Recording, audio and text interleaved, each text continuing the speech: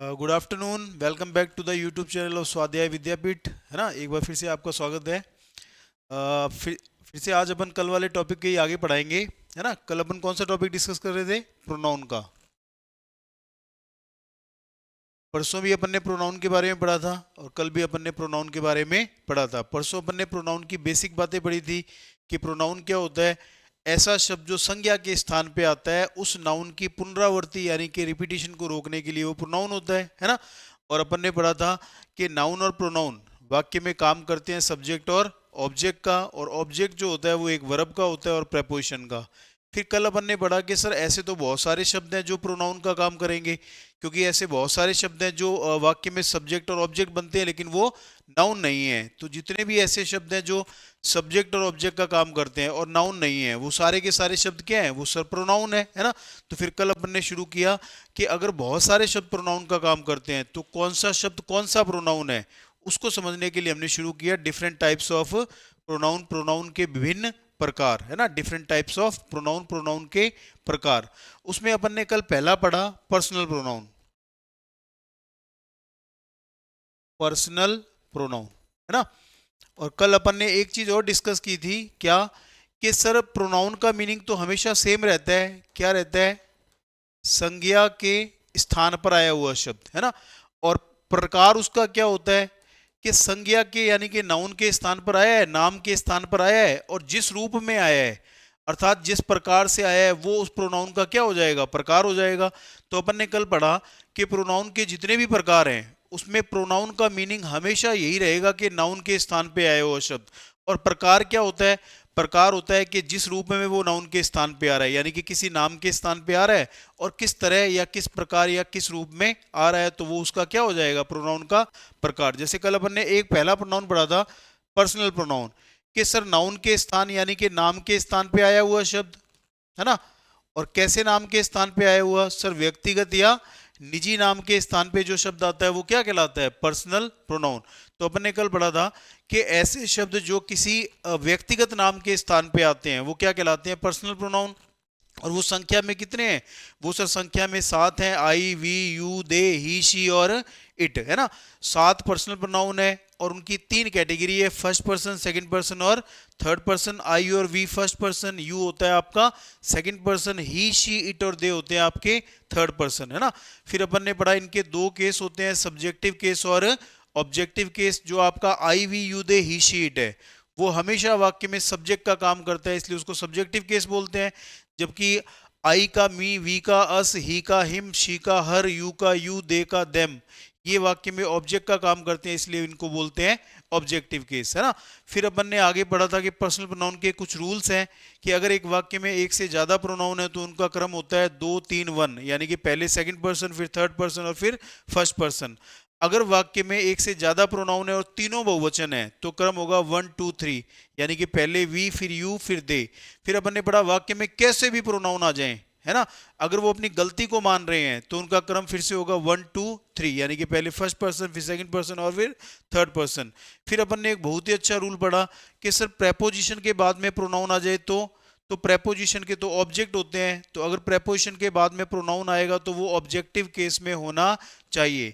फिर अपन ने पढ़ा कि sir it as a pronoun क्या क्या काम करता है, या इट का क्या क्या यूज है, किन नाउन के स्थान पे इट आता है। तो अपन ने पढ़ा निर्जीव नाउन के स्थान पे, जानवरों के नाम के स्थान पे, स्थानों के नाम के स्थान पे और इंट्रोडक्टरी के रूप में इट का यूज किया जा सकता है। और एक रूल अपन ने बहुत इंपॉर्टेंट पढ़ा कि सर अगर एक जेंडर नाउन का ना पता हो या नाउन का जेंडर ना पता हो तो खाली स्थान के पर्सन में उसके स्थान पे ही आता है, जबकि एरर के क्वेश्चन में वहां पे ही लिखा है तो भी सही मानते हैं और शी लिखा है तो भी सही मानते हैं। तो ये अपना पहला प्रोनाउन का प्रकार हो गया था जिसे क्या बोलते हैं?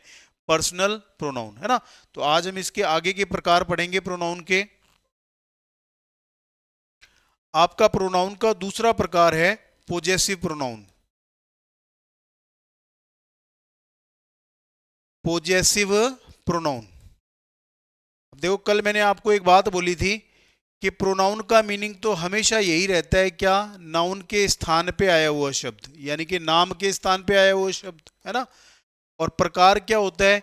जिस रूप में नाउन के स्थान पे आया है, यानी कि जिस प्रकार या जिस जो दूसरा काम वो कर रहा है, नाउन के स्थान पर आने के अलावा जो वो दूसरा काम कर रहा है या जिस रूप में आया है, वो प्रोनाउन का क्या होता है, प्रकार होता है। अब देखो पॉजेसिव की हिंदी क्या होती है, अधिकारवाचक,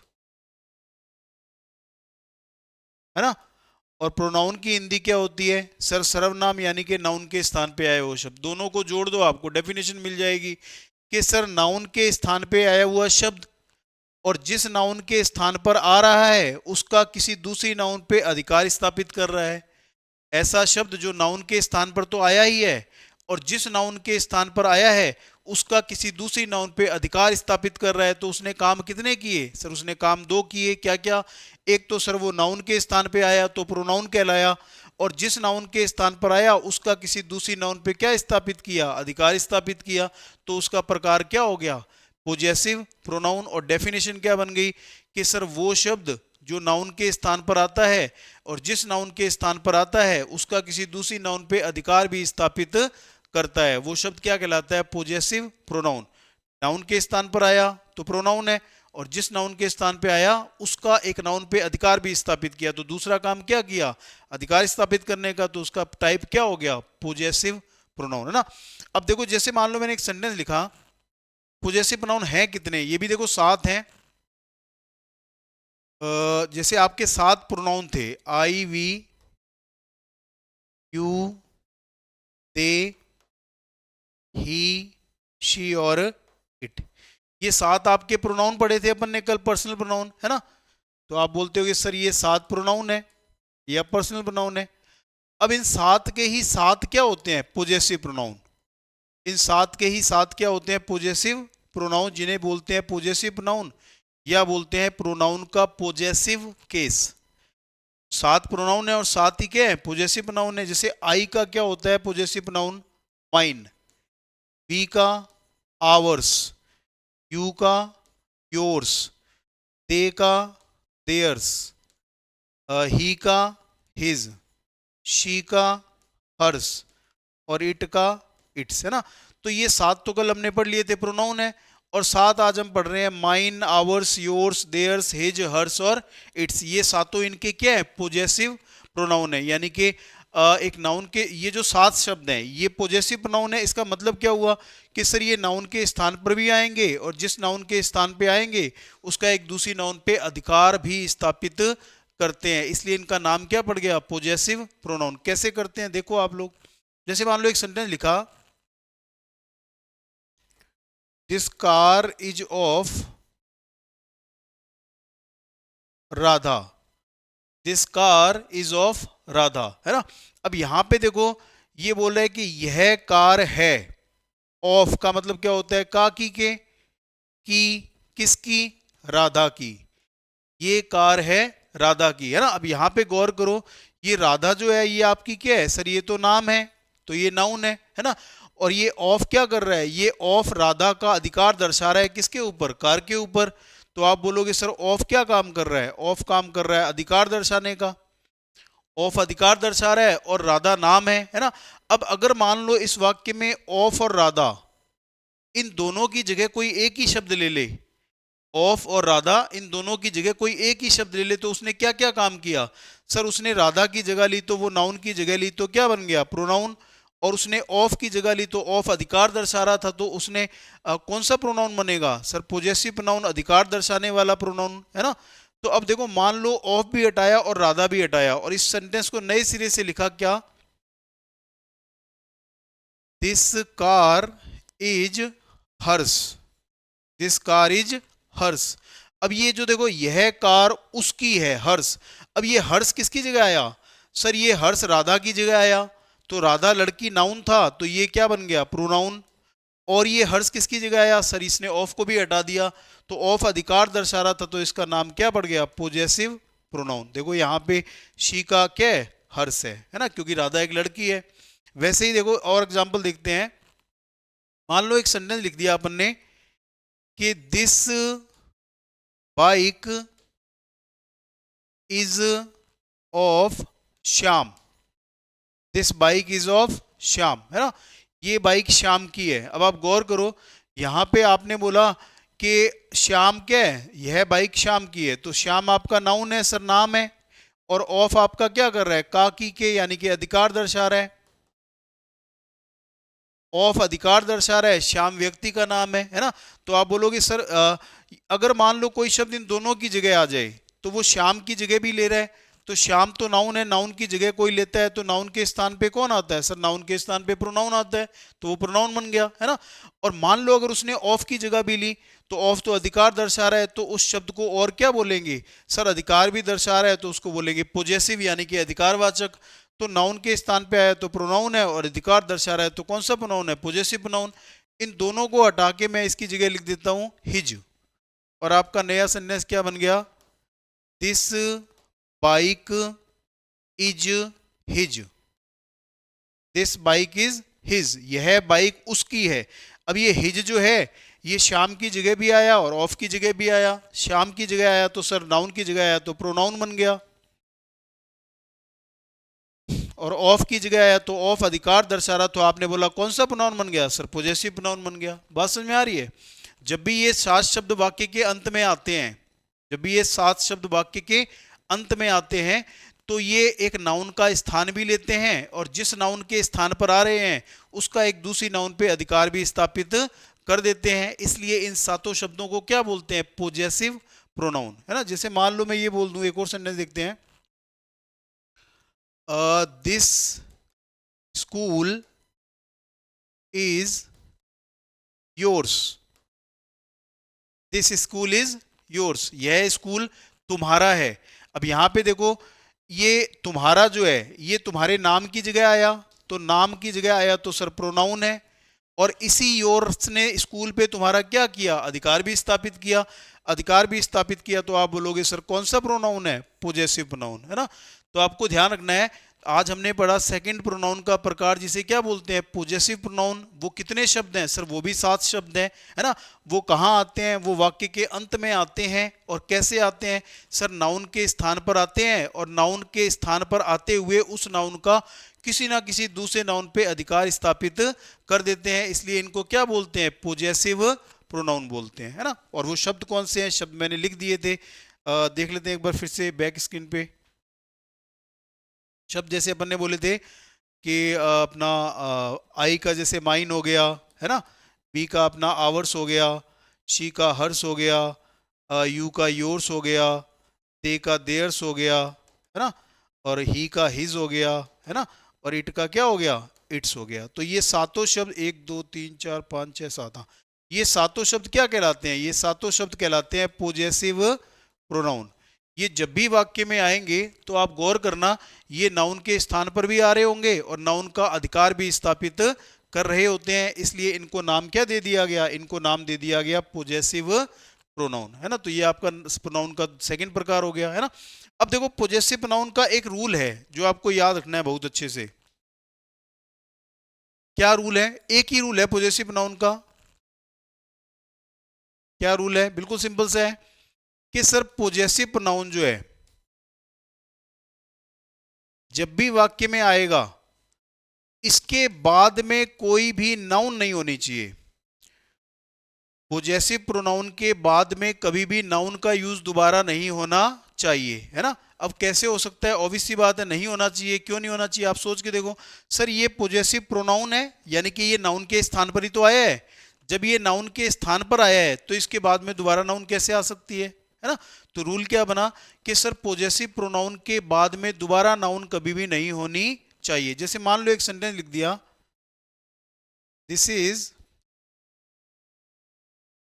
your car, where is mine car, this is your car, where is mine car, है ना। अब क्वेश्चन में गौर करो, ये बोल रहा है कि यह तुम्हारी कार है, दिस इज योर कार, ये योर है, देखो योर्स नहीं है। पॉजेसिव प्रोनाउन आपका यू का कौन है, योर्स है, जबकि यहां कौन है, योर है। ये योर प्रोनाउन नहीं है, ये एडजेक्टिव होता है, आगे एडजेक्टिव के टॉपिक में पढ़ेंगे। लेकिन फिलहाल आप समझ लो कि अपन ने अभी पढ़ा था योर्स, योर्स पॉजेसिव प्रोनाउन है, ये योर है ना।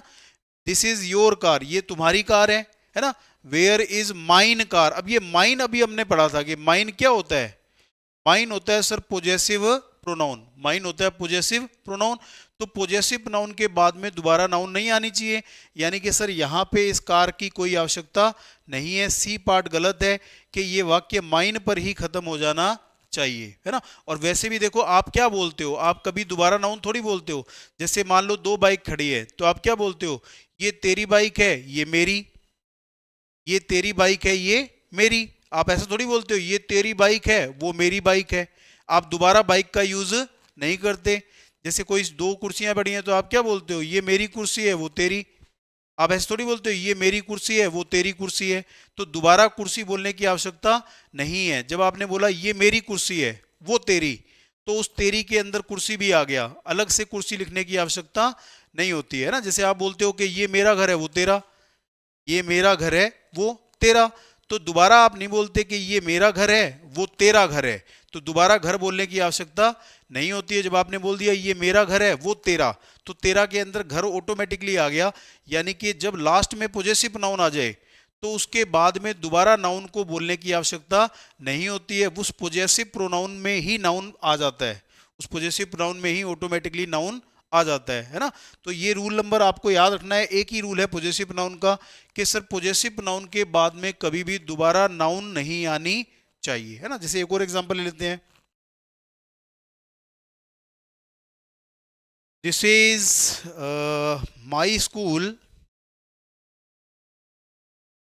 And that is hers school, है ना। This is my school and that is hers school. अब यहां पे गौर करो, उसने बोला कि ये मेरा स्कूल है और वो उसका स्कूल है। तो इतना बोलने की जरूरत ही नहीं है, सीधा बोल दिया ये मेरा स्कूल है वो उसका, यह मेरा स्कूल है वो उसका। दोबारा स्कूल बोलने की आवश्यकता हमें नहीं है। तो यहां पे देखो ध्यान दो, यह मेरा स्कूल है एंड दैट इज हर्स, तो इस हर्स पे ही वाक्य खत्म हो जाना चाहिए, इस स्कूल को लिखने की आवश्यकता नहीं है। तो यही आपको एक रूल याद रखना है बस, कि सर पोजेसिव नाउन के बाद में दोबारा नाउन का लिखा जाना नहीं होना चाहिए, या पोजेसिव नाउन के बाद में दोबारा नाउन रिपीट नहीं होना चाहिए, है ना। तो ये हो गया आपका प्रोनाउन का दूसरा प्रकार, जिसे क्या बोलते हैं, पोजेसिव प्रोनाउन। अधिकारवाचक सर्वनाम वे शब्द जो संज्ञा के स्थान पर आते हैं और संज्ञा के स्थान पर आते हुए उस संज्ञा का दूसरी नाउन पे अधिकार स्थापित कर देते हैं, है ना। चलो इसके आगे चलेंगे। अब हम आगे पढ़ेंगे प्रोनाउन की तीसरी कैटेगरी। तीसरी कैटेगरी में आपका देखो आता है तीसरा प्रकार क्या है, डेमोन्स्ट्रेटिव प्रोनाउन। डेमोन्स्ट्रेटिव प्रोनाउन,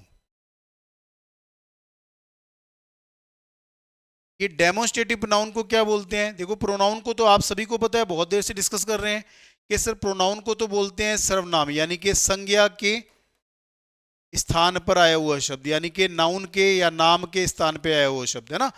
और डेमोन्स्ट्रेटिव की हिंदी क्या होती है, संकेतवाचक।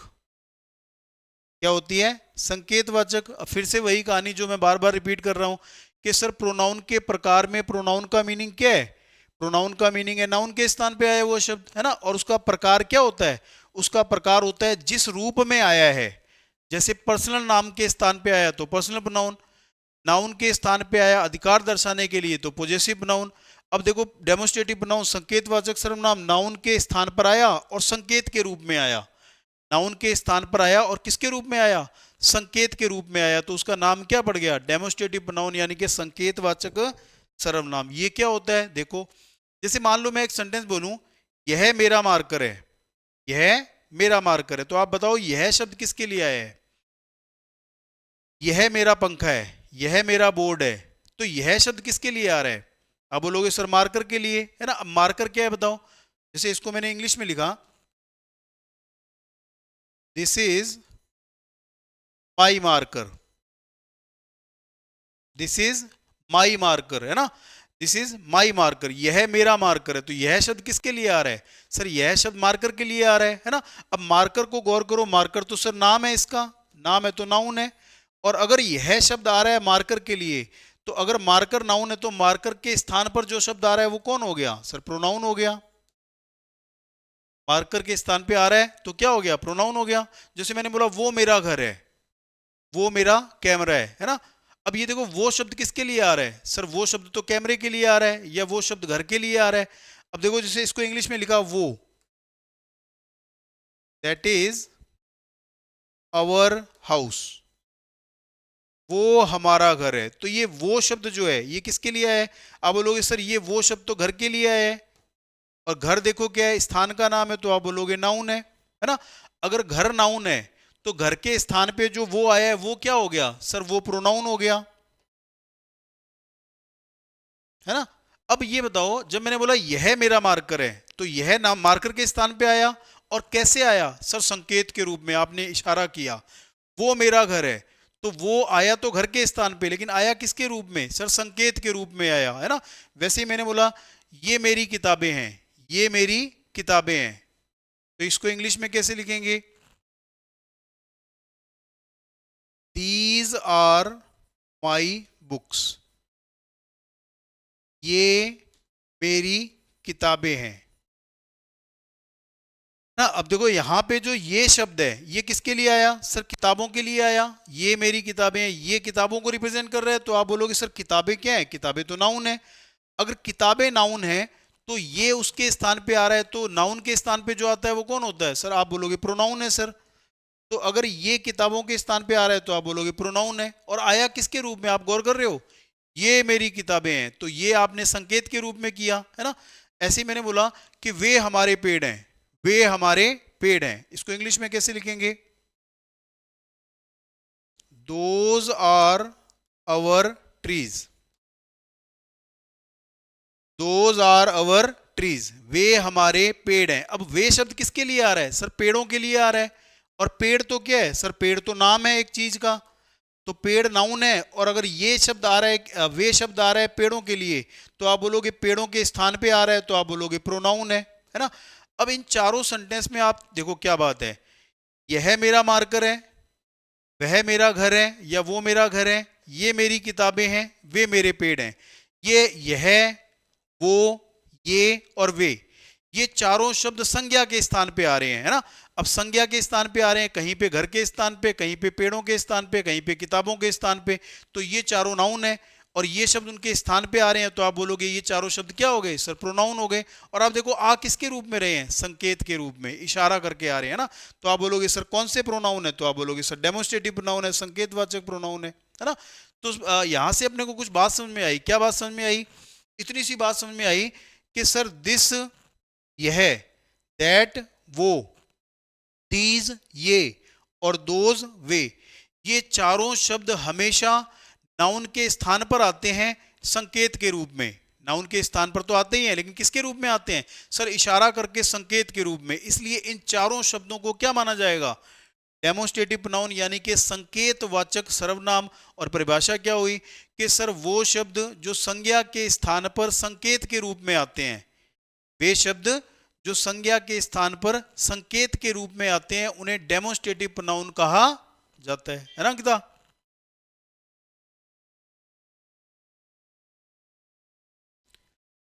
दिस, दैट, दीज और दोज, है ना। ये चारों शब्द प्रोनाउन के, इसकी हिंदी क्या है भाई? इसकी हिंदी है यह, इसकी वो या वह, इसकी हिंदी है ये, और इसकी हिंदी है वे। ये चारों शब्द जब भी हेल्पिंग वर्ब के पहले आएंगे, किसके पहले? हेल्पिंग वर्ब के, है ना। इज के पहले, वाज के पहले, हेल्पिंग वर्ब उसको लगती है, वो एक्चुअली में मेन वर्ब होती है। लेकिन एक बार मैं बोल रहा हूँ हेल्पिंग वर्ब जैसे दिख रही है आपको, आगे पढ़ेंगे वर्ब का टॉपिक तो क्लियर हो जाएगा, है ना। एक बार हेल्पिंग वर्ब के पहले आ जाए, इज के पहले, दैट, वाज के पहले, है ना, किसी के भी पहले, तो जब ये हेल्पिंग वर्ब के पहले आते हैं तो आपको ध्यान रखना है ये शब्द वाक्य में जो आगे नाउन होती है उसके स्थान पे आते हैं, है ना। तो नाउन के स्थान पे आते हैं तो आप बोलोगे सर प्रोनाउन है। और आते कैसे हैं? सर संकेत के रूप में आते हैं। तो कौन से प्रोनाउन हो गए? सर ये हो गए डेमोन्स्ट्रेटिव प्रोनाउन। कौन से प्रोनाउन हो गए? डेमोन्स्ट्रेटिव प्रोनाउन, है ना। अब इनकी हिंदी क्या है देखो, दिस की होती है यह, दैट की वो या वह, दीज की ये और दोज की वे, है ना। तो ये चार शब्द आपके कहलाते हैं डेमोस्ट्रेटिव प्रोनाउन। जैसे वैसे भी देखो, आप चेक करो, जैसे मान लो एक सेंटेंस बोल दिया,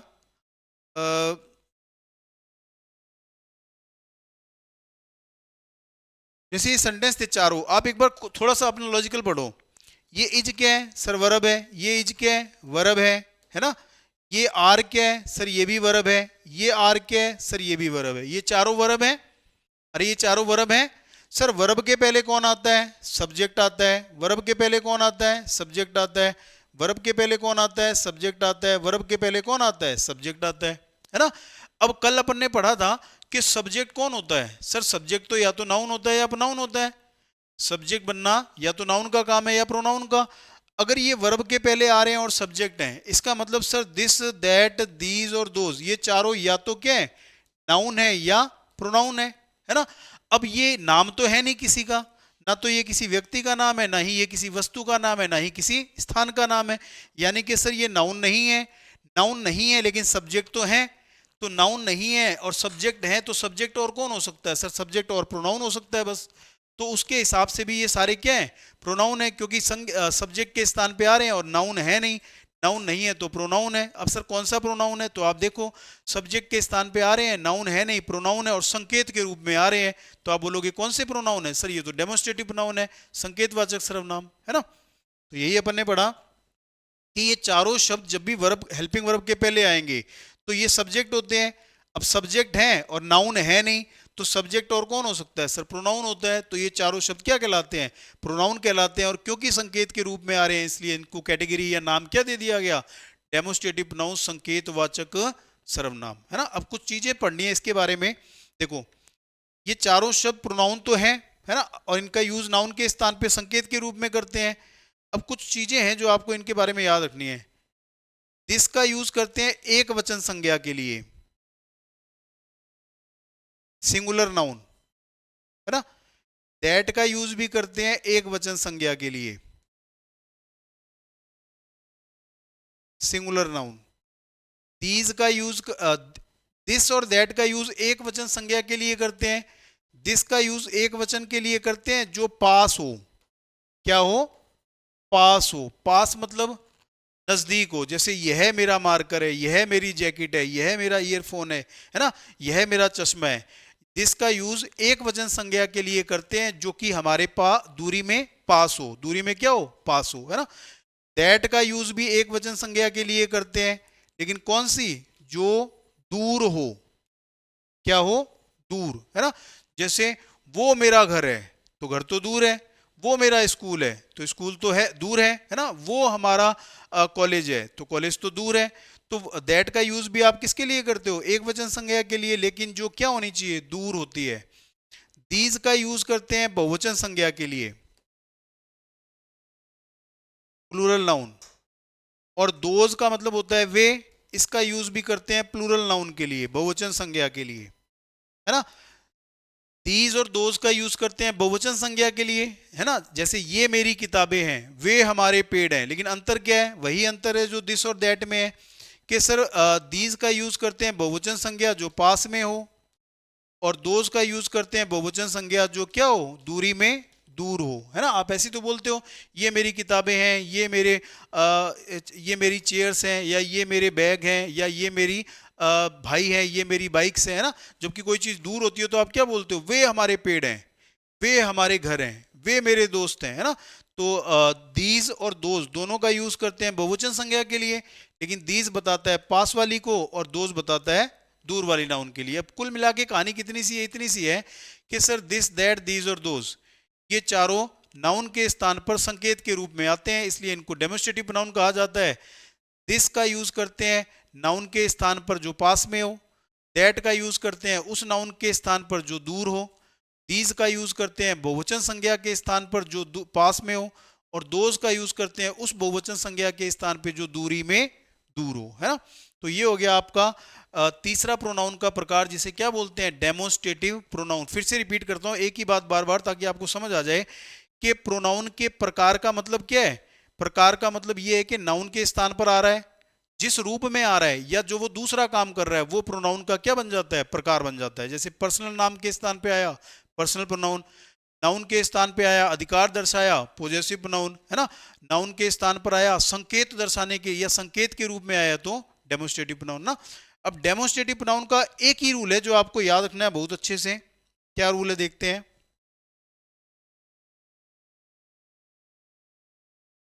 किसी भी पास्ट टेंस के वाक्य में, किसमें, पास्ट टेंस के वाक्य में, है ना, पास्ट टेंस के वाक्य में कभी भी दिस और दीज का यूज नहीं होना चाहिए। पास्ट टेंस के वाक्य में दिस और दीज का यूज नहीं होना चाहिए। क्यों नहीं होना चाहिए आप खुद बताओगे। दिस की हिंदी होती है यह और दीज की हिंदी होती है ये। आप बताओ क्या यूज हो सकता है, नहीं हो सकता। जैसे मान लो मैंने आपको बोला कि dash was a beautiful day, dash was a beautiful day, dash was a beautiful day. अब यहां पे आप कॉमन सेंस से बताओ क्या यहां पे ऐसा लिखा आ सकता है यह या ये, कि यह एक सुंदर दिन था या ये एक सुंदर दिन था। नहीं, पास्ट में गई बात यानी कि दूरी में दूर हो गई। अब दूरी में दूर है तो या तो दैट आएगा या दोज आएगा, एक वचन है तो दैट आएगा, बहुवचन है तो दोज आएगा। तो आप क्या बोलोगे, वो एक सुंदर दिन था, है ना। तो यानी कि सर यहाँ पे दिस और दिस तो हिंदी के अकॉर्डिंग भी सूट नहीं कर रहा, तो यहाँ पे क्या आएगा, that was a beautiful day, वो एक सुंदर दिन था। अब देखो पास्ट का मतलब क्या है, जो दूरी में दूर हो गया है, जो दूरी में दूर हो गया है।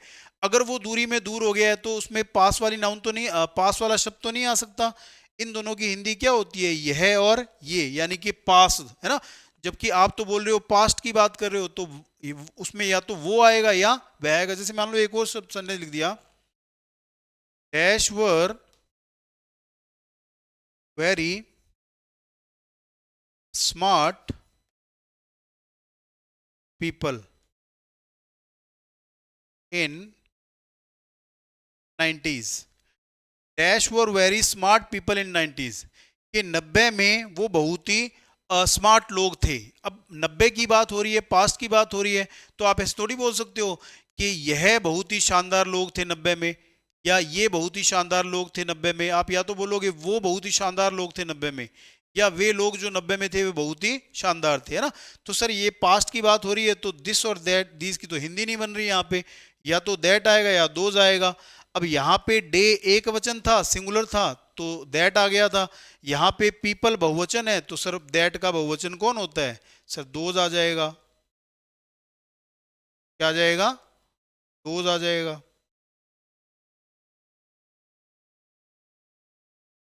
बात समझ आ रही है आपको। पास्ट टेंस के वाक्यों में दिस और दीज का यूज नहीं होगा, या तो दैट का यूज होगा या दोज का यूज होगा। सर एक वचन संज्ञा की बात हो रही है तो दैट का यूज होगा, और बहुवचन संज्ञा की बात हो रही है तो दोज का यूज होगा, है ना। तो ये हो गया आपका डेमोस्ट्रेटिव प्रोनाउन। और डेमोस्ट्रेटिव प्रोनाउन से संबंधित जो आपका एक रूल है वो मैंने आपको बता दिया है। इन सारे की हिंदी बता दिया आपको, इसका मतलब क्या है, इसका रूल क्या है ना। तो ये चीजें आपको याद रखनी है। इसी के साथ हम आगे बढ़ेंगे अपने प्रोनाउन के नेक्स्ट टाइप की तरफ, जिसे क्या बोलते हैं, इंटेरोगेटिव प्रोनाउन।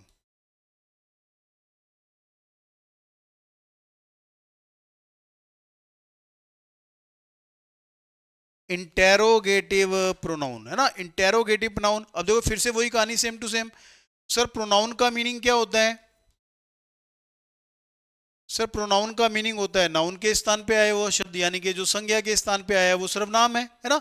और सर इंटेरोगेटिव का मतलब क्या होता है, इंटेरोगेटिव का मतलब होता है प्रश्नवाचक, है ना। जो शब्द संज्ञा के स्थान पर आया है और प्रश्न पूछ रहा है, ऐसा शब्द जो संज्ञा के स्थान पर आया है और क्या कर रहा है, दूसरा काम क्या कर रहा है, प्रश्न पूछ रहा है, तो उसका प्रकार क्या हो गया, इंटेरोगेटिव नाउन। और डेफिनेशन क्या हुई कि सर वे शब्द जो नाउन के स्थान पर तो आते ही हैं और वाक्य में दूसरा काम क्या करते हैं, प्रश्न पूछने का काम करते हैं, तो उनका नाम क्या पड़ गया, इंटेरोगेटिव नाउन, प्रश्नवाचक सर्वनाम। जैसे अपन ने पढ़ा, नाउन के स्थान पे आया, पर्सनल नाउन के स्थान पे आया पर्सनल प्रोनाउन, नाउन के स्थान पे आया, दूसरा काम अधिकार दर्शाने का किया पोजेसिव प्रोनाउन, नाउन के स्थान पे आया, दूसरा काम संकेत करने का किया संकेतवाचक सर्वनाम, नाउन के स्थान पर आया और प्रश्न पूछने का काम कर रहा है तो इंटेरोगेटिव प्रोनाउन, है ना। तो डेफिनेशन क्या बनी, कि सर वो शब्द जो संज्ञा के स्थान पे आ रहे हैं और संज्ञा के स्थान पर आकर वाक्य में पर्सन पूछ रहे हैं, यानी कि नाउन का स्थान भी ले रहे हैं और वाक्य में पर्सन भी पूछ रहे हैं, तो सर उसने दो काम कर दिए। संज्ञा के स्थान पे आया तो प्रोनाउन है, और नाउन के क्वेश्चन पूछने का काम कर रहा है तो कौन सा प्रोनाउन है सर? इंटेरोगेटिव प्रोनाउन है ना। अब ये शब्द हैं कौन से? देखो 5 शब्द हैं, हु, whom, what, which और whose। Who, whom, what, which और whose, ये 5 जो शब्द हैं इनको क्या बोलते हैं? Interrogative pronoun. Who, whom, which, what और whose, ये 5 शब्द जो हैं ये क्या कहलाते हैं? Interrogative pronoun. इनकी हिंदी क्या है? देखो हु की हिंदी क्या होती है? कौन। whom की किसे, what की क्या, which की कौन सा या कौन सी, whose की किसका या किसकी, किसका या किसकी, ये 5 शब्दों की हिंदी है ना। अब ये 5 शब्द देखो पर्सन ही तो पूछते हैं। जैसे मान लो आपने पूछ लिया कि who is your father, who is your father, तुम्हारे पापा कौन है ना। या फिर whom did you meet yesterday,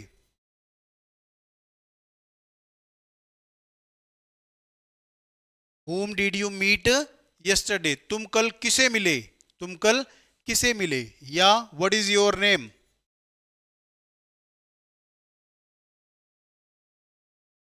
what is your name, तुम्हारा क्या नाम है ना।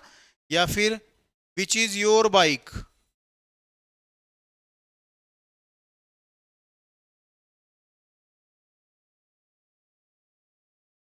which is your bike, तुम्हारी कौन सी बाइक है। या फिर whose is this बस, ये बस किसकी है ना। तो ये 5 शब्द क्या कहलाते हैं? Interrogative pronoun. अब देखो आप लोग थोड़ा सा चेक करो फिर से, ये इज, डिड, इज और इज, ये सारी क्या है सर? ये सारी तो वर्ब है, ये सारी क्या है? वर्ब है ना। अगर ये वर्ब है तो सर पहले नंबर पे वर्ब के पहले कौन आता है सर? वर्ब के पहले सब्जेक्ट आता है। वर्ब के पहले कौन आता है? सब्जेक्ट आता है। फिर से वही कहानी सेम टू सेम। अगर ये सब्जेक्ट के स्थान पर है तो या तो ये नाउन है या ये क्या है? प्रोनाउन है। अगर ये सब्जेक्ट के स्थान पे है तो या तो ये नाउन है या ये क्या है? प्रोनाउन है। तो क्या हु, विच, वट, विच और हुज, क्या ये किसी भी व्यक्ति, वस्तु, स्थान, जाति, जानवर, फल, फ्रूट का नाम है सर? ये नाम तो किसी का भी नहीं है। नाम नहीं है लेकिन सर सब्जेक्ट है।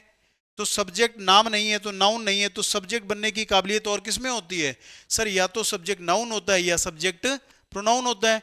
तो अगर ये नाउन नहीं है तो 100% ये क्या है? प्रोनाउन है। तो आप बोलोगे सर सब्जेक्ट है तो नाउन है, नहीं तो प्रोनाउन है। और फिर कौन सा प्रोनाउन है? तो आप देखो पर्सनवाचक शब्द किसकी वजह से लगा है, या पर्सनवाचक चिन्ह किसकी वजह से लगा है? इन्हीं की वजह से लगा है। पर्सन कौन पूछ रहा है सर? पर्सन भी यही पूछ रहे हैं।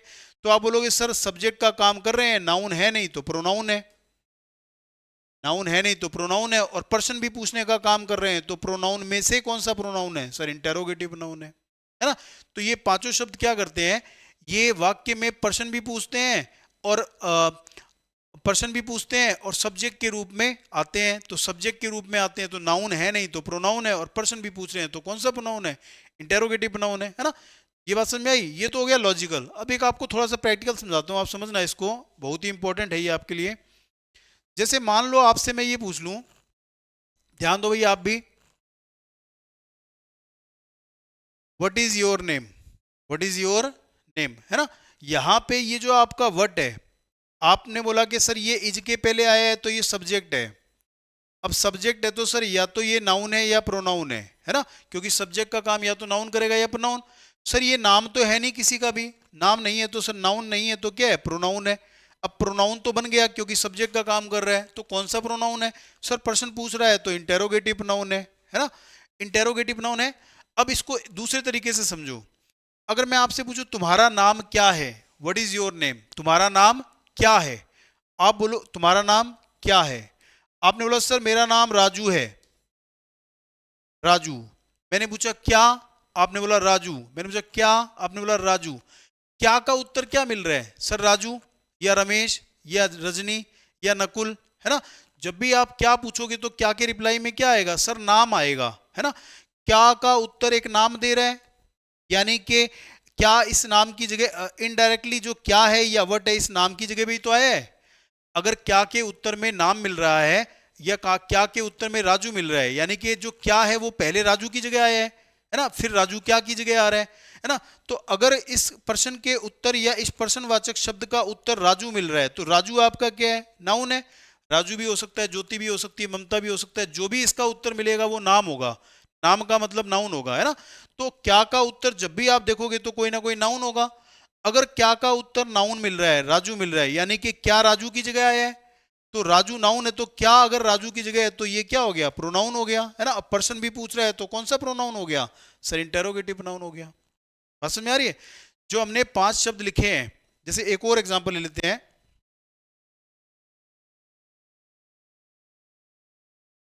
Whose is this car? Whose is this car? ये कार किसकी है? ये कार किसकी है? किसकी है भाई? आपने उस रमा की है, राजू की है, मिस्टर शर्मा की है, मिस्टर वर्मा की है, किसकी? राजू, रमा, मिस्टर शर्मा, मिस्टर वर्मा, है ना। तो सर किसकी? मिस्टर वर्मा। फिर से पूछा सर किसकी? मिस्टर शर्मा। किसकी? महेश की। तो ये किसकी का उत्तर हमेशा ही कौन मिल रहा है सर? एक नाम मिल रहा है, नाम यानी कि नाउन मिल रहा है ना। तो अगर किसकी का उत्तर नाउन मिल रहा है, नाम मिल रहा है, यानी कि किसकी उस नाम की जगह पे ही तो आया है पहले। अगर किसकी का उत्तर एक नाम मिल रहा है, यानी कि किसकी जो है उस नाम की जगह पे ही आया है इनडायरेक्टली, है ना। तो अगर ये नाउन है तो उसकी जगह पे ये आ रहा है, तो ये कौन हो गया सर? प्रोनाउन हो गया। अगर ये प्रोनाउन है तो कौन सा प्रोनाउन है सर? पर्सन पूछ रहा है, तो प्रोनाउन का टाइप क्या हो गया सर? Interrogative pronoun. क्या हो गया? इंटेरोगेटिव प्रोनाउन, है ना। तो आपको बात समझनी है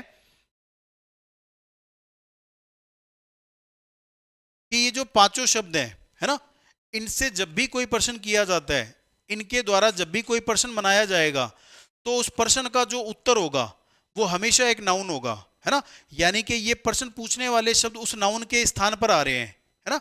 तो अगर उस नाउन के स्थान पे आ रहे हैं तो नाउन के स्थान पे तो सर प्रोनाउन ही आता है।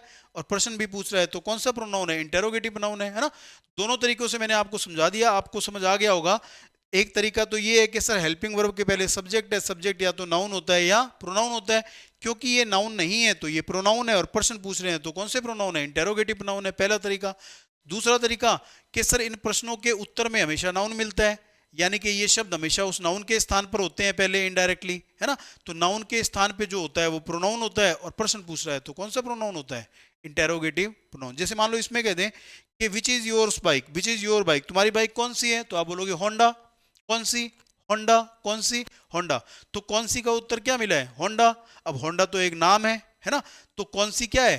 कौन सी उस नाम की जगह पे ही तो लिखा गया है, तो नाम की जगह पे लिखा गया है तो प्रोनाउन है, और प्रश्न भी पूछ रहा है तो कौन सा प्रोनाउन है? इंटेरोगेटिव प्रोनाउन है। बात समझ आई आपको? हाँ। तो ये हो गया आपका इंटेरोगेटिव प्रोनाउन, है ना। ये हो गया आपका इंटेरोगेटिव प्रोनाउन। अब इसमें कुछ एक आधी चीजें और हैं जो मैं आपको बताता हूं। देखो, एक आपका व्हाट और विच में हमेशा कंफ्यूजन रहती है, ये थोड़ा सा आप समझना कॉन्सेप्ट। अच्छा, उससे पहले मैं आपको एक चीज बताता हूं, पहले रह गई थोड़ी सी।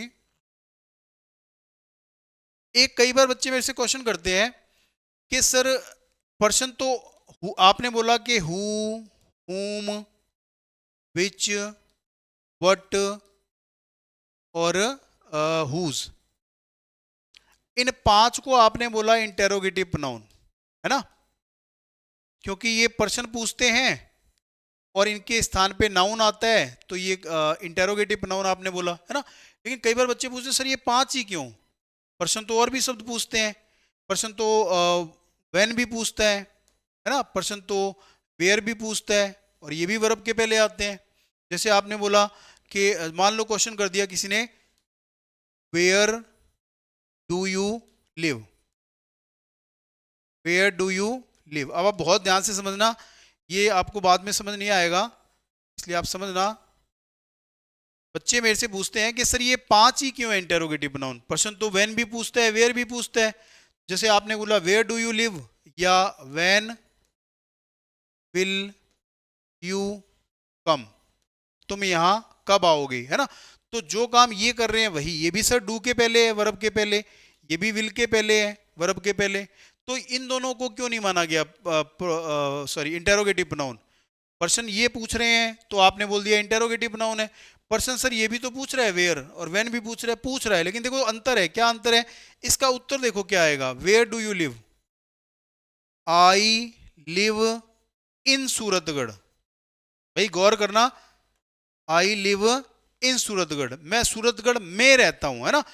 तुम कहां रहते हो, कहां, कहां, अब मैं आपसे पूछूं आप कहां रहते हो, आप बोल दोगे सूरतगढ़, तो सर कहां का उत्तर भी तो सूरतगढ़ आ रहा है जो नाउन है ना, बिल्कुल है नाउन, लेकिन आपने पूरा नहीं बोला। तुम कहां रहते हो, तो आप बोलोगे मैं सूरतगढ़ में रहता हूं, आई लिव इन सूरतगढ़। ये वेयर का उत्तर कौन आ रहा है, इस वेयर का उत्तर सूरतगढ़, दिल्ली या कोई भी स्थान नहीं हो सकता। इस शहर का, इस वेयर का उत्तर क्या है, इन प्लस स्थान, in Suratgarh, in Delhi, in Pakistan, in America, in Australia, है ना। तो सर इस वेयर का उत्तर केवल सूरतगढ़ नहीं है, इन सूरतगढ़ है, तो ये इन सूरतगढ़ नाउन नहीं है, ये इन सूरतगढ़ नाउन नहीं है ना, ये इन सूरतगढ़ नाउन नहीं है क्योंकि इसमें इन भी लगा है ना। खाली सूरतगढ़ नाउन है लेकिन इन सूरतगढ़ नाउन नहीं है। जबकि प्रोनाउन कौन होता है, सर प्रोनाउन वो होता है जो नाउन के स्थान पर आए, जो नाउन के स्थान पर आए। अब इस कहां का उत्तर तो इन सूरतगढ़ मिल रहा है, खाली सूरतगढ़ मिलता तो आप बोलते कि सर सूरतगढ़ नाउन है तो ये प्रोनाउन है, लेकिन इसका उत्तर तो इन सूरतगढ़ मिल रहा है, तो इनको कहां घटाओगे, इनको कहां गायब करेंगे, इनको गायब तो नहीं किया जा सकता। तो सर वेयर का उत्तर कौन है, इन सूरतगढ़, जो कि एक नाउन नहीं है। अगर ये नाउन नहीं है तो ये प्रोनाउन नहीं है ना। जैसे आप, मैंने आपसे पूछा वेयर विल यू कम, तुम कब आओगे, आपने बोला, आप मुंह से तो बोल दोगे मैं संडे को आऊंगा, लेकिन अगर पूरा बोलना पड़े तो आप क्या बोलोगे, I will come on Sunday, I will come on Sunday, कब, ऑन संडे। अब कब का उत्तर खाली संडे होता तो मैं बोल देता कि संडे तो नाम है, दिन का नाम है, तो नाउन है, तो नाउन है तो उसके स्थान पे वैन आ रहा है तो मैं बोल देता बिल्कुल प्रोनाउन है। लेकिन इस वैन का उत्तर देखो आ कौन रहा है, संडे नहीं, ऑन संडे। अब इस संडे में से ऑन को कहां गायब करें भाई, है ना, यानी कि वैन का उत्तर कौन है, on Sunday. On Sunday noun नहीं है ना, संडे नाउन है लेकिन उसके साथ ऑन लग गया तो अब ऑन संडे पूरा नाउन नहीं है। अगर ये नाउन नहीं है तो उसके स्थान पे ये कब आ रहा है, ये प्रोनाउन नहीं है ना। यानी कि लेकिन ये जो अपन ने क्वेश्चन किए थे इन पांचों से, हु, हुम, विच, वट और हुज, इनसे आप जब भी प्रश्न करोगे तो उसका उत्तर सीधा नाउन मिलेगा। जैसे what is your name, what is your name, तो आप क्या बोलते हो, my name is Rahul, my name is Nakul, my name is Nakul. अब देखो नकुल के पहले तो कुछ भी नहीं आया, ना इन आया, ना एट आया, ना ऑन आया, है ना। बात समझ में आ रही है आपको, नहीं समझ में आ रही है, देखो समझते हैं अपन इसको।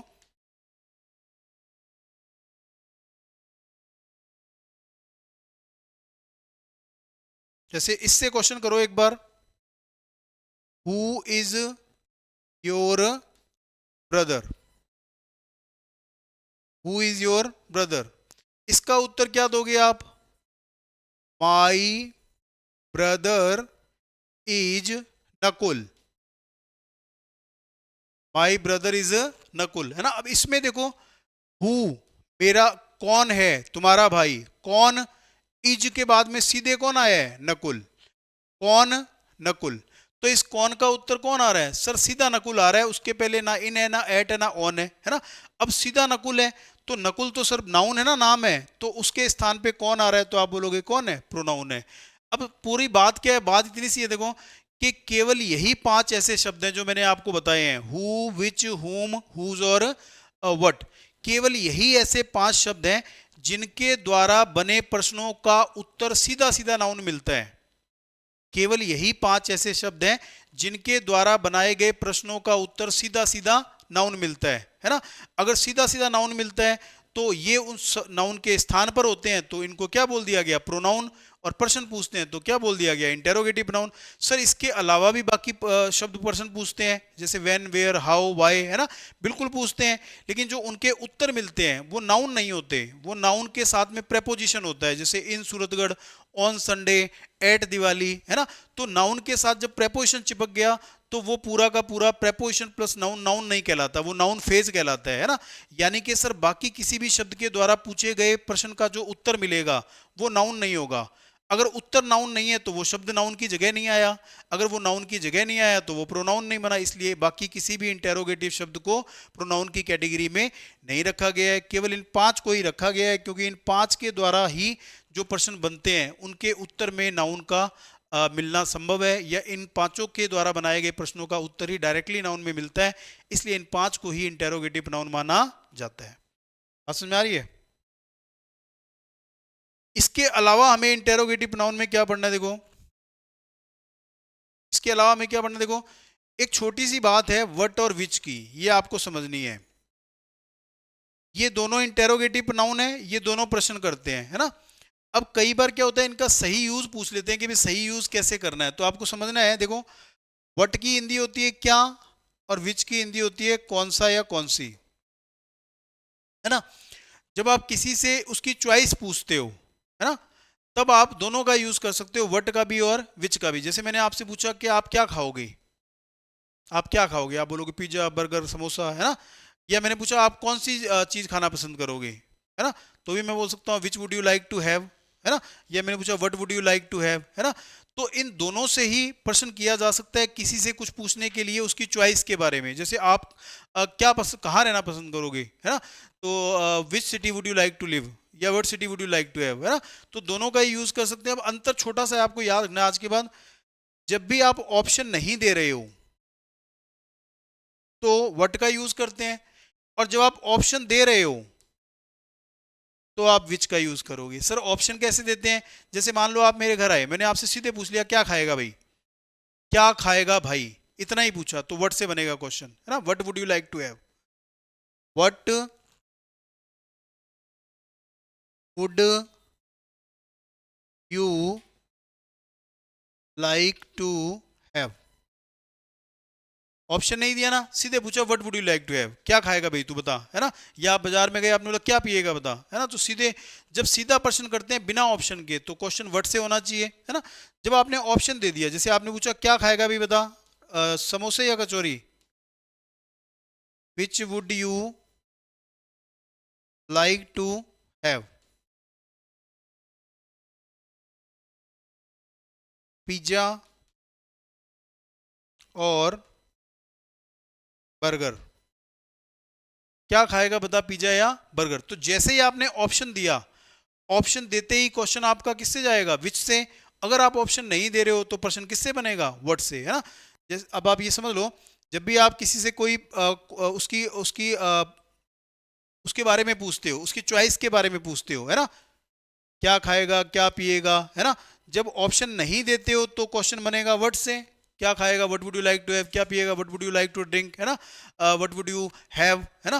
तो जब भी बिना ऑप्शन के क्वेश्चन करते हैं तो व्हाट से किया जाएगा। और जब भी आप ऑप्शन देते हो क्वेश्चन में कि भाई क्या पिएगा बता, कोल्ड ड्रिंक या दूध, है ना, क्या खाएगा बता, समोसा या बर्गर, तो जब आप ऑप्शन देते हो तो क्वेश्चन किससे होना चाहिए, विच से होना चाहिए, है ना। तो ये हो गया everything about interrogative pronounce. Interrogative pronoun 5 शब्द हैं जिनको इंटेरोगेटिव प्रोनाउन बोलते हैं। क्यों? क्योंकि वे नाउन के स्थान पर भी आते हैं और वाक्य में प्रश्न पूछने का भी काम करते हैं। सर 5 ही शब्द क्यों है इंटेरोगेटिव प्रोनाउन? क्योंकि 5 ही ऐसे शब्द हैं जिनके उत्तर में डायरेक्टली नाउन मिलता है। बाकी किसी भी प्रश्न से किसी भी शब्द से प्रश्न करेंगे तो उसका उत्तर सीधा सीधा नाउन में नहीं मिलेगा। इसलिए केवल 5 ही शब्दों को क्या माना जाता है, इंटेरोगेटिव प्रोनाउन। वो 5 शब्द हैं कौन से सर? हु, हुम, वट, विच और हुज। हु का मतलब कौन, हुम का मतलब किसे, वट का मतलब क्या, विच का मतलब कौन सा, हुज का मतलब किसका या किसकी, है ना। वट और विच में और इनकी हिंदी क्या है, हु का कौन, हाँ हिंदी बता दी सॉरी।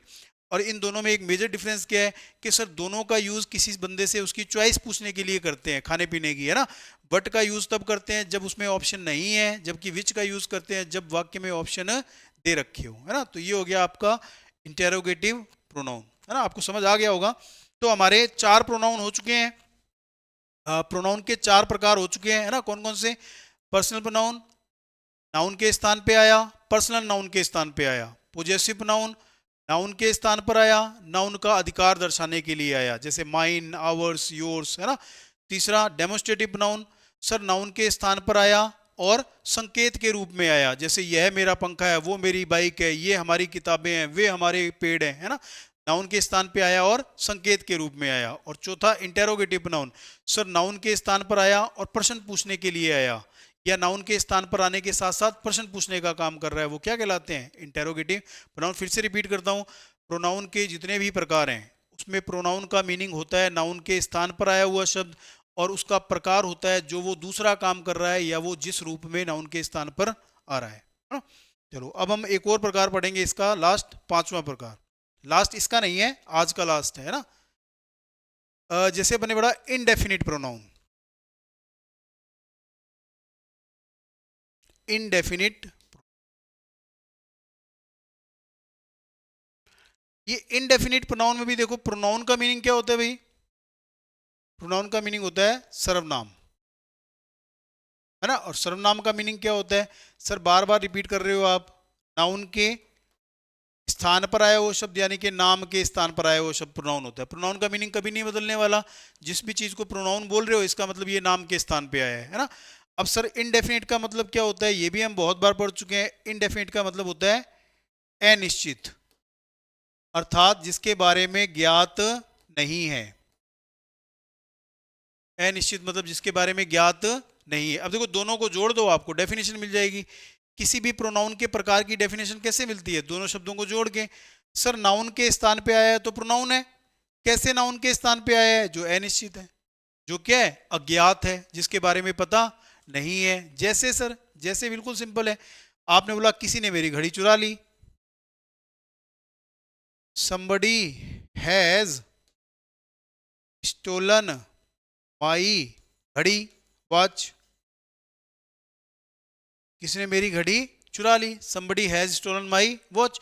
अब एक बात बताओ, किसी ने आपकी घड़ी चुराई, वो किसी ने कौन है, कोई ना कोई व्यक्ति है, यानी कि सर नाउन है। ये जो किसी ने आपने बोला somebody, ये है कौन, सर ये कोई ना कोई नाउन है। अगर ये कोई ना कोई नाउन है ना, तो उसके स्थान पर अगर किसी ने आया तो ये क्या हो गया, सर नाउन के स्थान पे तो प्रोनाउन आ गया। अब ये नाउन है कौन सी, अगर आप किसी ने बोल रहे हो इसका मतलब वो नाउन आपके लिए अनिश्चित है ना। क्लास में मान लो किसी ने आपका पेन चुरा लिया, है ना, तो किसी ने कौन है, क्लास में जो बच्चे बैठे हैं उसी में से तो है, और वो सारे के सारे नाउन है ना। तो किसी ने क्या हो गया, सर नाउन की जगह आ रहा है तो प्रोनाउन हो गया। अब वो नाउन कौन है, सर जिसका आपको नाम नहीं पता, जिसका आपको नाम नहीं पता, जिसने पेन चुराया है ना, यानी कि वो आपके लिए क्या है, अनिश्चित है, अज्ञात है। तो आप बोलोगे सर प्रोनाउन है क्योंकि नाउन के स्थान पे आ रहा है, और ऐसी नाउन के स्थान पे आ रहा है जो हमारे लिए अनिश्चित है, अज्ञात है, हमें ज्ञात नहीं है, तो कौन सा प्रोनाउन हो गया, सर ये तो इनडेफिनिट प्रोनाउन हो गया, अनिश्चयवाचक सर्वनाम, अनिश्चयवाचक सर्वनाम, है ना। जैसे मान लो मैंने बोला someone is guilty,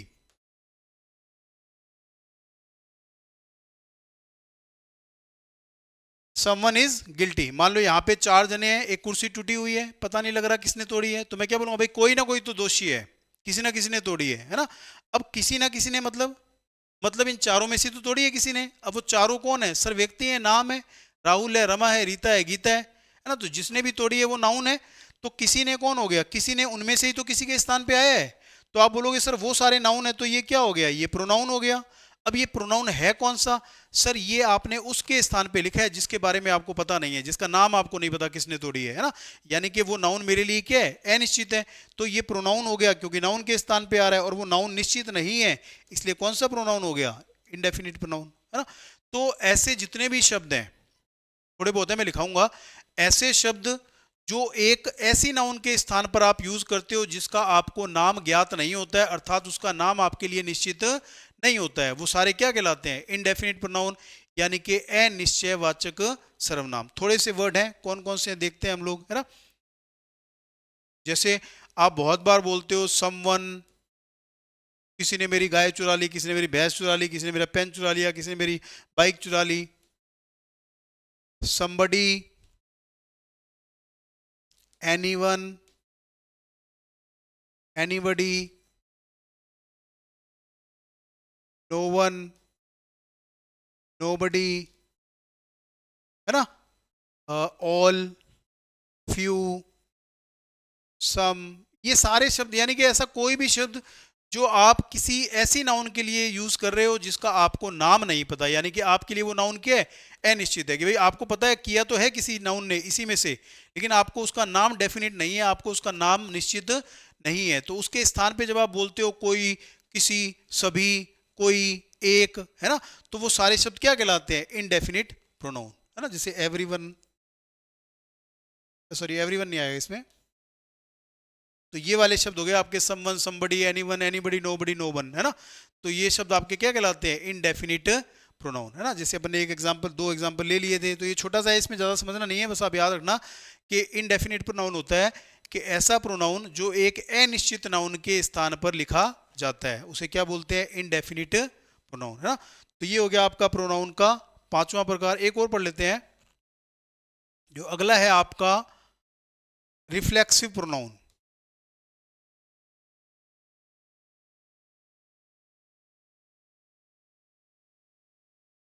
reflexive pronoun, है ना,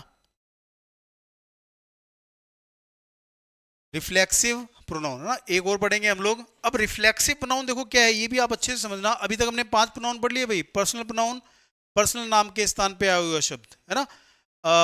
पोजेसिव प्रोनाउन, नाउन के स्थान पर आके अधिकार दर्शाने वाले शब्द। डेमोस्ट्रेटिव प्रोनाउन, नाउन के स्थान पर आकर संकेत करने वाले शब्द, है ना।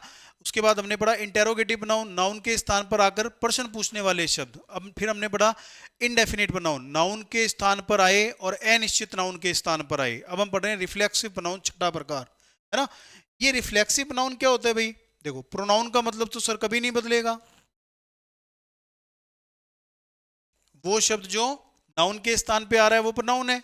डेफिनेशन बार बार वही रिपीट कर रहा हूं कि सर ऐसा शब्द जो नाम के स्थान पे आया है वो क्या कहलाता है, प्रोनाउन कहलाता है। और सर रिफ्लेक्सिव वर्ड का मतलब क्या है, रिफ्लेक्सिव वर्ड आया है रिफ्लेक्ट से, रिफ्लेक्सिव वर्ड आया है रिफ्लेक्ट से। रिफ्लेक्ट क्या होता है, रिफ्लेक्ट कब करने, रिफ्लेक्ट सुना है आपने word, what is the meaning of reflect. Reflect का मतलब होता है प्रतिक्रिया, प्रतिबिंब, रिफ्लेक्शन बोलते हैं छाया, प्रतिक्रिया, प्रतिबिंब, छाया, है ना, खुद की, है ना।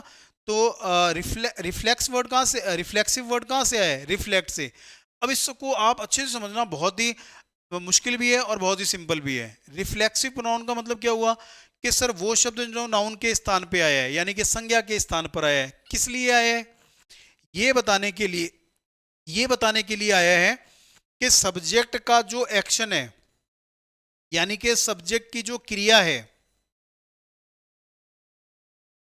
वो सब्जेक्ट पर ही लौट रही है, यानी कि लौटने को क्या बोलते हैं, प्रतिक्रिया रिफ्लेक्ट हो रही है। जब वाक्य, अब इसको आसानी से समझो आप, बिल्कुल 2 लाइन में, जब किसी भी वाक्य में सब्जेक्ट यानी कि कर्ता ने जो काम किया, कर्ता ने जो क्रिया की, है ना, कर्ता ने जो एक्शन किया, उसका प्रभाव कर्ता पर ही पड़ रहा है। जब वाक्य में कर्ता की क्रिया, कर्ता के एक्शन का प्रभाव कर्ता पर ही पड़ रहा है, तो उस वाक्य में एक शब्द आता है मेन वर्ब के बाद, लिखना पड़ता है या लिखा जाता है, जिसे क्या बोलते हैं, रिफ्लेक्सिव प्रोनाउन, है ना। जैसे जैसे एग्जांपल से समझो आप, फिर समझ आएगा। शी ऑलवेज हर्ट हरसेल्फ, इस क्वेश्चन पे ध्यान दो, आपको फिर समझ में आएगा। शी ऑलवेज हर्ट हरसेल्फ, वह हमेशा खुद को चोट पहुंचाती है या खुद को दुख पहुंचाती है ना। अब मुझे एक बात बताओ, यहां पे कर्ता कौन है, सर शी है। शी ने क्रिया क्या की, सर हर्ट करती है ना। हर्ट करती है किसको, सर खुद को, वह हमेशा खुद को चोट पहुंचाती है। हर्ट किया शी ने, हर्ट हुआ कौन, सर शी हर्ट हुई, है ना। यानी कि सर इस वाक्य में कर्ता ने जो क्रिया की उसका प्रभाव किस पे पड़ रहा है, कर्ता पर ही रिफ्लेक्ट हो रहा है। रिफ्लेक्ट मतलब लौट रहा है, प्रतिक्रिया दे रहा है ना। तो ऐसा कोई भी वाक्य जिसमें कर्ता का एक्शन कर्ता पर ही प्रतिक्रिया दे, कर्ता पर ही रिफ्लेक्ट करे, कर्ता पर ही लौट जाए, है ना, प्रभाव डाले, उस वाक्य में मेन वर्ब के बाद एक शब्द लिखा जाता है जिसे क्या बोलते हैं, रिफ्लेक्सिव प्रोनाउन। जो कौन से शब्द होते हैं, सेल्फ वाले। कौन से, सेल्फ। जैसे मान लो मैंने कोई क्रिया की जिसका प्रभाव मुझी पे पड़ा, है ना। जैसे मैंने बोला I love my self, I love my self, मैं खुद को प्यार करता हूं। तो यहां पे प्यार कौन कर रहा है, आई, और प्यार कर भी किसको रहा है, आई कोई, है ना। तो वाक्य आपने क्या बोला, आई लव माई सेल्फ, मैं स्वयं से प्यार करता हूं, है ना। तो प्यार कर कौन रहा है, आई, और क्रिया क्या कर रहा है, लव करने की, और लव हो भी किसको रहा है, आई कोई, है ना।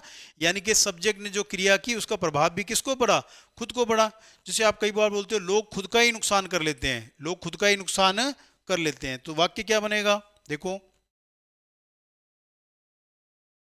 पीपल ऑलवेज हार्म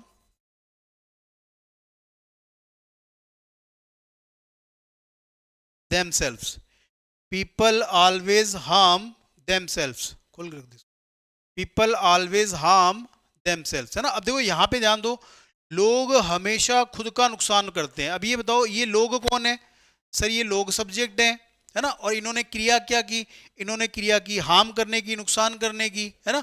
अब इन्होंने नुकसान किया, अब ये बताओ नुकसान हुआ किसका, सर नुकसान तो इन्हीं का हुआ, यानी कि पीपल ने ही हार्म किया और पीपल को ही क्या हुआ, हार्म हुआ, है ना।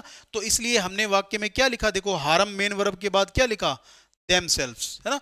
तो ऐसा कोई भी वाक्य सर जिसमें कर्ता का एक्शन या कर्ता की क्रिया का प्रभाव कर्ता पर ही लौटता है, उन वाक्यों में मेन वर्ब के बाद रिफ्लेक्सिव प्रोनाउन का यूज किया जाना चाहिए या किया जाता है।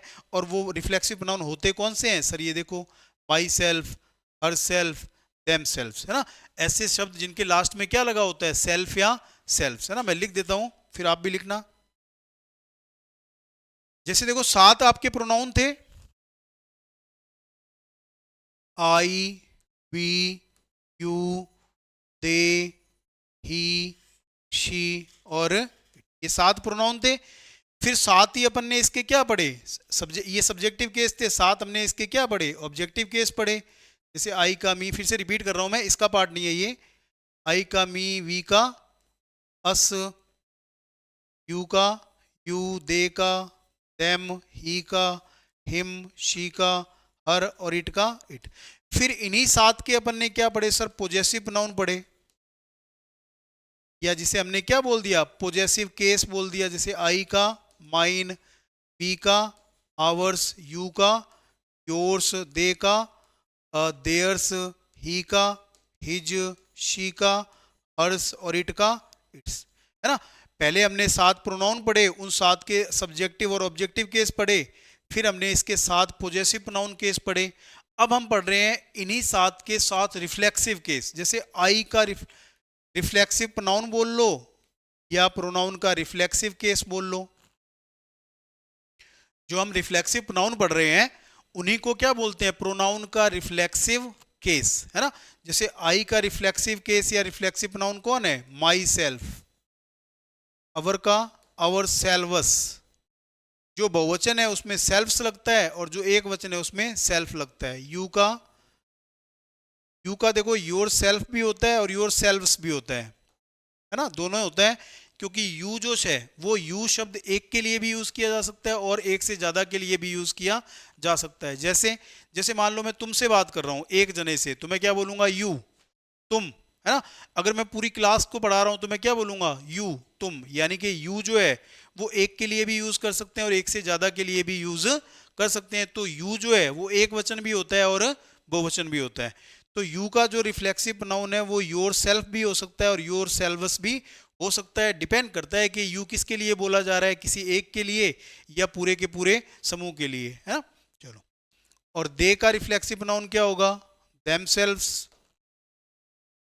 ही का हिमसेल्फ, शी का हरसेल्फ और इट का इटसेल्फ, है ना। अभी अपन ने क्या पढ़ा कि सर रिफ्लेक्सिव प्रोनाउन वे शब्द होते हैं जो वाक्य में यूज किए जाते हैं, कब, जब कर्ता का क्रिया या कर्ता का एक्शन कर्ता पर ही लौट जाए, कर्ता पर ही रिफ्लेक्ट करे, कर्ता पर ही प्रभाव डाले, तो उस वाक्य में मेन वर्ब के बाद यूज करते हैं रिफ्लेक्सिव प्रोनाउन का। जो शब्द होते कौन से हैं, जो होते हैं वो शब्द जिनके लास्ट में क्या लगा होता है, सेल्फ लगा होता है ना। जैसे कई बार आप बोलते हो यार मैंने अपना खुद का नुकसान कर लिया, मैंने अपने खुद का नुकसान कर लिया, तो नुकसान किया किसने, सर आपने, और नुकसान किसका हुआ, आपका ही। यानी कि कर्ता ने क्रिया की और उसका प्रभाव भी किस पे पड़ा, कर्ता पर ही पड़ा। तो आपने वाक्य में किसका यूज किया, I always harm my self, I always harm my self. तो आई नहीं हार्म किया और आई का ही हार्म हुआ, तो हार्म जो मेन वर्ब है उसके बाद क्या लिख दिया गया, माई सेल्फ, जो कि एक क्या है, रिफ्लेक्सिव प्रोनाउन है ना। सिंपल सा है, बस ये आप ध्यान रखना है, जिस वाक्य में सब्जेक्ट की जो क्रिया है उसका प्रभाव सब्जेक्ट पर ही पड़े, क्रिया सब्जेक्ट ने की और उस क्रिया का प्रभाव किस पे पड़ा, क्रिया सब्जेक्ट ने की और उसका प्रभाव भी किस पे पड़ा, सब्जेक्ट पर ही पड़ा, है ना।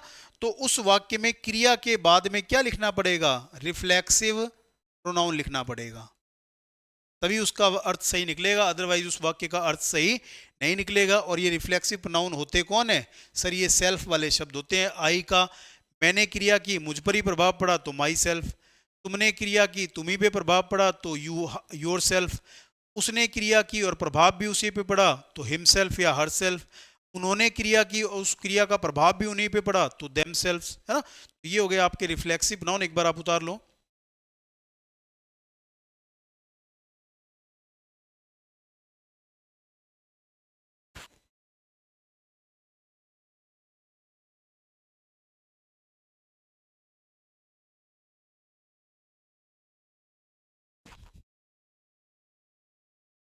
लिख लिया, देखते हैं। तो ये हो गए देखो आपके कौन कौन से, personal pronoun, possessive pronoun, demonstrative pronoun, interrogative pronoun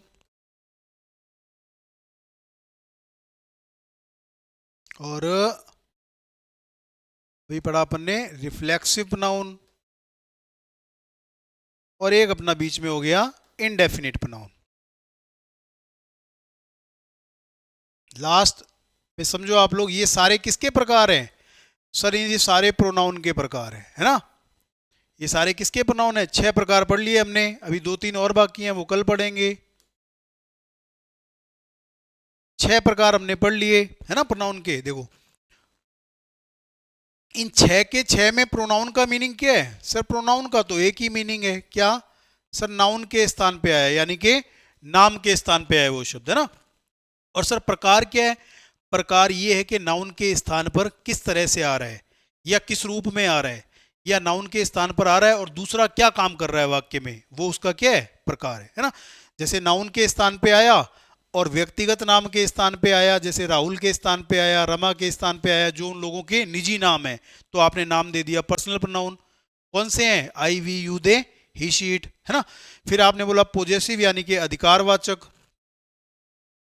sir किसी नाउन के स्थान पर आया और जिस नाउन के स्थान पर आया उसका किसी नाउन पे अधिकार बता दिया, अधिकार स्थापित कर दिया, तो क्या बन गया, पॉजेसिव प्रोनाउन। जैसे mine, this book is mine, this school is ours, है ना, mines, ours, yours, his, hers, है ना, देम्स। तो ये हो गया आपकी possessive pronoun. Sir demonstrative pronoun का मतलब क्या होता है, सर डेमोस्ट्रेटिव का मतलब होता है संकेत, नाउन के स्थान पर आया और किसके रूप में आया, संकेत के रूप में। जैसे यह मेरा मार्कर है, वो मेरा घर है, वे हमारे पेड़ हैं, ये मेरी किताबें हैं। तो यह, वो, ये, वे, ये सारे शब्द नाउन के स्थान पर तो आते ही हैं लेकिन संकेत के रूप में आते हैं, तो इन दिस, दैट, दीज और दोज को क्या नाम दे दिया गया, डेमोस्ट्रेटिव प्रोनाउन। फिर आपने बोला सर इंटेरोगेटिव प्रोनाउन, इंटेरोगेटिव का मतलब क्या होता है, प्रश्न पूछना।